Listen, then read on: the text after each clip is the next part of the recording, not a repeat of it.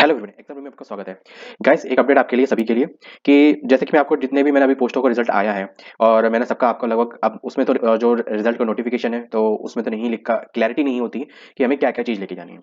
तो ये एक मुझे डीवी का लेटर मिला है ना।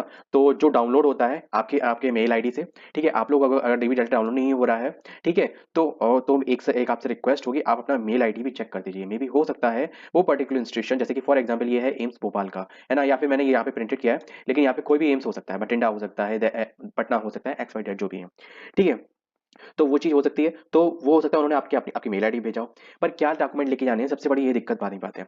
तो इस वीडियो में मैं पूरा कंप्लीट डिस्कस करता हूँ वन टू वन, ठीक है। चलिए देखिए, ये जो आपका मतलब जो यहाँ पे आपका एड्रेस वगैरह सब कुछ डिटेल दी गई होगी, यहाँ पे आपका रोल नंबर और पोस्ट दिया गया होगा कि मतलब किसके लिए। ये प्रोविजनल ऑफर लेटर है, ठीक है ना, जो आपकी मेल आईडी पे आया हुआ है, ठीक। अब जैसे कि इसमें जो मेन चीज़ आप सीधे अपने पॉइंट पे आते हैं कि आपको क्या-क्या डॉक्यूमेंट लेके जाने हैं। Number 1, the appointment is subjected to the production of the medical fitness certificate from the medical board of the AIIMS Bhopal. ठीक है, एम्स ऑफ भोपाल नहीं है ये, यहाँ पे आप रेस्पेक्टिव एम्स समझिए। मतलब फॉर एग्जांपल आपका एम्स बठिंडा में है, तो आपको वहाँ से within a week medical fitness certificate लेना है। Number 2, the production of the certificate is original in the proof of the academic qualification. ठीक है, देखो एकेडमिक क्वालिफिकेशन जो आपकी है ना, वो आपके जितनी मार्कशीट्स हैं, जो देखो मैंने उसमें बताता जा रहा था कि आपको जितनी भी 10th से लेके जो भी आपने क्वालिफिकेशन किस पोस्ट के लिए अप्लाई किया, उसके लिए जो भी एलिजिबिलिटी है उसके सारे डॉक्यूमेंट आपको लगाने हैं। डिग्री है, डिप्लोमा है, सर्टिफिकेट है, मार्कशीट्स हैं, सारी मार्कशीट, सारी ईयर की मार्कशीट्स। ऐसा नहीं है फाइनल ईयर की मार्कशीट लेके पहुंच जाओ, मानता हूँ उसमें सब कुछ डिटेल होती है, लेकिन वहाँ जरूरत पड़ती है, दैट्स इट। उन्होंने मांगा तो फिर कोई मतलब नहीं रहता उस बात का। ठीक है, तो ये सारी मार्कशीट आपको लेके जानी है रेस्पेक्टिव पोस्ट के अकॉर्डिंग, ठीक। और मिनिमम जो आपको 10th की मार्कशीट लेके जानी है, जो कि एज ए बर्थ सर्टिफिकेट के रूप में यूज होगा, क्योंकि जो 10th की मार्कशीट में जो हमारी डेट ऑफ बर्थ लिखी होती है, वही हमारी फाइनल डेट ऑफ बर्थ होती है और वही हर जगह वैलिड होती है। एक चीज डीवी कराने से पहले मैं आप सभी से कंफर्म करा कह दूं, आप इसके साथ जो आपकी ओरिजिनल आईडी जैसे आधार कार्ड, पैन कार्ड, है ना, ड्राइविंग लाइसेंस जो भी हो, वही लेके जाना, या जो भी हो उसको निकलवा के ही लेके जाना, जो आपने एक तो एडमिट फॉर्म भरते वक्त लगाई हो, या जिसकी डिटेल आपकी 10th की मार्कशीट से एज टू एज मैच करते हो। जैसे कि डिटेल कौन कौन सी है? नंबर 1 आपका नाम, आपका डेट ऑफ बर्थ, और तीसरा है आपके फादर्स का नाम, ठीक है, या आपके पेरेंट का नाम जो भी उसमें लिखा हुआ है, ठीक है। अब बात करते हैं नेक्स्ट डी पॉइंट आपके लिए, good character certificate from a to gazetted officer. Yes sir, ये जो है ना, ये करेक्टर सर्टिफिकेट्स आप अपना चाहो तो अपनी जहाँ पे अभी डिस्ट्रिक्ट है, तो आप वहां से भी अपना करेक्टर सर्टिफिकेट बनवा सकते हो, ठीक है।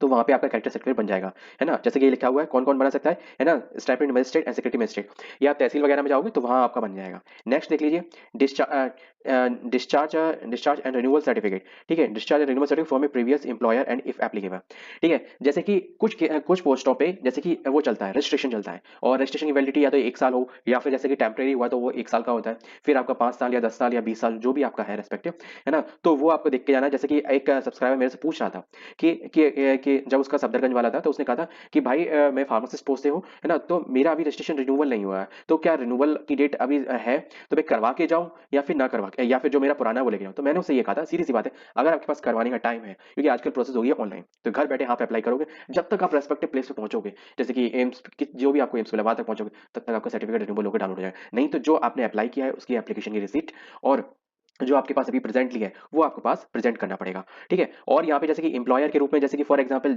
एस, जैसे कि आपने कहीं, जैसे कि ये लिखा है ना डिस्चार्ज, ठीक है, डिस्चार्ज और रिलीविंग सर्टिफिकेट, तो डिस्चार्ज और रिलीविंग सर्टिफिकेट यहाँ पे वो चीज भी है कि जैसे कि आपने फॉर एग्जांपल किसी भी संस्था में काम कर रहे हो, तो वहां से आपको डिस्चार्ज और रिलीविंग सर्टिफिकेट लेना पड़ेगा, क्योंकि आप एक समय पर दो जगह वर्क नहीं शो कर सकते, ठीक है। नेक्स्ट बात करते हैं, जैसे कि for example SC ST OBC and EWS certificate and PWD। अगर आपने इस चीज का बेनिफिशियल लिया है, या फिर आपने जो फॉर्म अप्लाई किया उस वक्त उसमें लिखा था कि मैं SC से हूँ, ST से हूँ, OBC से हूँ, या EWS से हूँ, या PWD में गया, तो आपको वो अप्लाई करना पड़ेगा, भले आपकी पोस्ट कि आप यूआर में ही क्यों ना सिलेक्ट हुए हो। तो इस चीज का मैंडेटरी दिमाग में रखना, है ना। ये ऑफिशियल आपको मैं जो बता रहा हूँ और जो दिखा रहा हूँ, ये ऑफिशियल डीवी लेटर है ना। तो क्या क्या डॉक्यूमेंट में कुछ चेंजमेंट है, तो जैसे कि PWD मैंने जो आपको बताया, तो वो भी यहाँ पे सेम एज ए, अगर आपने लगाया है ना, तो आपको प्रेजेंट करना पड़ेगा, भले आपका यूआर में सिलेक्शन हो, ठीक है। मे बी अगर हो सकता है वो वाले वो नहीं मांगे, तो उनकी मर्जी, उनकी इच्छा, उन पर डिपेंड करता है, लेकिन आपको लेके जाना है, ये आपकी ड्यूटी है। नेक्स्ट, जैसे कि एफिडेविट भी एक लगेगा, नॉन जुडिशियल स्टैंप पे 50 रुपए का, ठीक है। तो ये आप कहीं से भी अपनी सिटी से ही बनवा सकते हो, या फिर वहां से भी बनवा सकते हो, कलेक्टिव वगैरह, या फिर जहां पे भी कोर्ट कचहरी आसपास होती है ना, ये सर्टिफिकेट और ये जो आपका कैरेक्टर सर्टिफिकेट, ये सब दोनों वहीं बन जाते हैं, ठीक है। क्योंकि गजटेड ऑफिसर से साइन कराने होते हैं, और इसमें इसमें जो कि जो नोटरी ऑफिसर होता है ना, स्टैंप वाला, है ना, नॉन जुडिशियल स्टैंप, तो वो नोटरी ऑफिसर होता है, वो आपको वेरीफाई करता है, तब फिर ये बनाता है 50 रुपए का वाला, ठीक है। फिर जो ये तो केवल 50 रुपए का स्टैम्प है, उस पे आपके जो भी स्टैम्प पैड होगा, है ना, उस पे स्टैम्प में लिखा होगा 50 रुपए का नोटेरी, 50 रुपए का, है ना, इस तरीके से बना होगा नोट जैसा, ठीक है। और फिर आपका जो भी चार्जेस लगेंगे एक्स्ट्रा, वो जो चीज लगेंगे वो चीज, ठीक। अब मेन चीज है आपको इसके नीचे क्या लगाना है वो मैं आपको बता दे रहा हूँ, ठीक है। नोटेरी स्टैम्प लगाना है, ठीक है। मेन चीज ये मैंने आपको सारे डॉक्यूमेंट बताई दिए, ठीक है। नेक्स्ट बात करते हैं, हाँ, नोटेरी स्टैम्प पे आपको लगाना क्या है। सबसे पहले आपको ये ध्यान रखना है, ये जो बॉन्ड वाला है ना, आपको एक बॉन्ड भरना पड़ेगा जिसमें कि ये लिखा होगा कि आपको 1 साल तक, मतलब मेन चीज है ये देखो, ये लिखा हुआ है, मैं आपको पॉइंट बता रहा हूँ सीधा respective. The on now the condition of the above written on the obligation is that in the event, ठीक है, of failing to complete the minimum period of 2 year of service, मतलब आपका 2 साल का प्रोबेशन पीरियड है। अगर किसी भी कारणवश, है ना, के ऊपर जो भी कारण लिखे हुए हैं आपके, किसी भी कारणवश अगर आप वो 2 साल फुलफिल नहीं करते, सर्विस नहीं देते इंस्टीट्यूशन को, and otherwise quitting the service for any reason, किसी भी कारणवश अगर आप सर्विस को बीच में छोड़ते हैं, then I shall be forth to pay the institute or as many directed, तो आपको 1 लाख रुपए देना पड़ेगा एज ए पेनल्टी। अगर आप 2 साल का प्रोबेशन पीरियड नहीं फॉलो कर कंप्लीट नहीं करते हैं, तब तक आपको तो अगर अगर आपने बीच में जॉब छोड़ दी तो आपको 1 साल का ये पेनल्टी देनी पड़ेगी, ठीक है। ये आपको बॉन्ड है, ये आपको भरना पड़ेगा, ये आपके डीवी लेटर के साथ ही डाउनलोड होगा, है ना। Now the further condition for the above written obligation is that upon the putting the minimum period of 2 year mandatory services from the date of joining, आपकी date of joining for example 1 जनवरी 2024 है, तो 1 जनवरी 2026 से पहले अगर आपने job छोड़ी, है ना, तो आपको 1 लाख की पेनल्टी देनी पड़ेगी, that's it. The service upon the making the such payment the above the written obligation shall be void and no effect otherwise it shall be remain and full force of virtue, ठीक है। अगर आप जैसे कि complete time करके जाते हैं, है ना, तो आपके लिए कोई भी फोर्स, फुल फोर्स मतलब कोई भी चीज आपके लिए ऑब्लिगेशन नहीं है इसकी, ठीक है। साइंड ये सब डेटेड लिखा हुआ है 2023, ठीक है। अब ये जो चीज है, क्योंकि ये मेन चीज है, ये जो डीवी लेटर डाउनलोड हुआ था ये 27 जनवरी को, सॉरी 27 जनवरी, 27 दिसंबर को डाउनलोड हुआ था, तो इसलिए यहाँ पे 2023 लिखा है, ठीक है। Sign and dated on this, ठीक है। जब भी आप करें तो आप इस चीज को थोड़ा बहुत मतलब एरर कर सकते हैं कि जैसे जिस दिन आपने साइन किए हैं, ठीक है, तो वो चीज चेंज हो जाती है, यहाँ पे केवल एक कट लग जाएगा, यहाँ पे 24 लग जाएगा, तो उससे कोई दिक्कत नहीं है। यहाँ पे आपके साइन होंगे, साइन वगैरह होंगे in the presence of witness, जो भी चीज होगी वहां पे मतलब आप प्रेजेंट होंगे, तो ये चीज आपका वहीं पे साइन होंगे ना।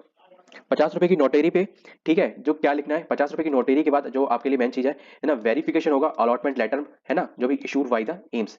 ये वेरिफिकेशन लेटर तो मैंने आपको बता ही दिया था कि ये जो डीवी लेटर है वो आपको पक्का लेके ही जाना है, बिना उसके तो आपके एंट्री ही नहीं होगी, ठीक है। Next, after the completion of the probation period then you are appointed and terminated at any time within 3 month. देखो, प्रोबेशन पीरियड खत्म होने के बाद मे बी अगर आपकी सर्विस किसी भी तरीके की अफेक्टेड होती है या फिर कोई भी रीजन बताया जाता है ना, तो उसकी अगले 3 महीने तक भी आपको नोटिस देके आपको टर्मिनेट किया जा सकता है, मतलब हटाया जा सकता है पोस्ट से, इस चीज का ध्यान रखना। तो मे बी मैं एक से बात करूंगा, आप किसी भी पोस्ट पे लगे हो, आपने पूरी ईमानदारी से अपना काम करना, क्योंकि आजकल कोई भी जॉब जो भी मिल रही है ना, वो इतनी आसानी से मिल रही है, और ये बात सोचना कि हमारे अगर मैं यहाँ से हट जाऊंगा तो कितने पीछे लोग बैठे हुए हैं इस काम को करने के लिए। तो अपने काम की वैल्यू करना, the institute to pay and the lie the notice the salary and the period of the notice and the fall short.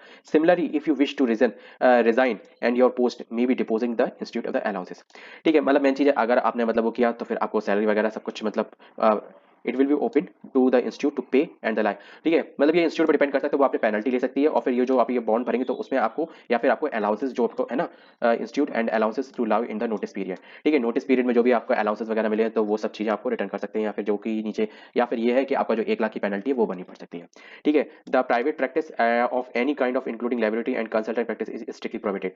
देखो, आपको किस केस पे निकाला जा सकता है या फिर किस केस में मेन चीज है, अगर आप प्राइवेट प्रैक्टिस भी कर रहे हो, है ना, तो उस चीज पे आपको निकाला जा सकता है, दैट्स इट। बाकी सब चीजें लगभग एज टू एज है, ठीक है। जो भी रूल्स ईडब्ल्यूएस वो मैंने सब आपको बताई दिए। देखो, पेंशन वगैरह जो भी चीज रूल है वो न्यू पेंशन स्कीम के थ्रू है, आपको मिल रहा है ना, तो इसमें कुछ आपको कुछ भी नहीं कर सकते, है ना, तो ये चीज अपने अंडर के बाहर है ना। तो यही चीज थी आपके लिए, और भी कुछ अपडेट अगर होगी कुछ इस तरीके का आपका होगा, ठीक है, जो नोटेरी वाला होगा जो मैं आपको बताना चाह रहा था, अभी मुझे मिल नहीं रहा था, है ना। तो जो आपको है ना बॉन्ड होगा या जो आपको बनना पड़े नॉट जुडिशियल नोटेरी स्टैम्प, जो स्टैम्प है, तो वो उसके नीचे आपको ये प्रिंट करवाना है, ठीक है। या फिर वो आप उनके सामने ये पीडीएफ लेके जाना, ठीक है, और ये बताना कि मुझे इसका नोटेरी बनवाना है, तो वो अपने आप है ना बना देंगे, क्योंकि बनाने वालों को उन्हें पता होता है कैसे क्या होता है। या तो वो इसी को नीचे उसमें जो नोटेरी पेपर होता है ना, जिसपे पूरा लिखा होगा 50 बाई 50 का, 50 रुपए का, 50 रुपए का, तो उसके नीचे ही इसको प्रिंट आउट निकालेंगे, तो उसमें भी आपका आधा मैटर आ जाएगा, फिर नेक्स्ट पेज में आपका आधा मैटर आ जाएगा। तो वो चीज़ परेशान होने की बात नहीं है, ये चीज़ आपको भरनी ही पड़ेगी, तो इसमें कोई दिक्कत भी नहीं है।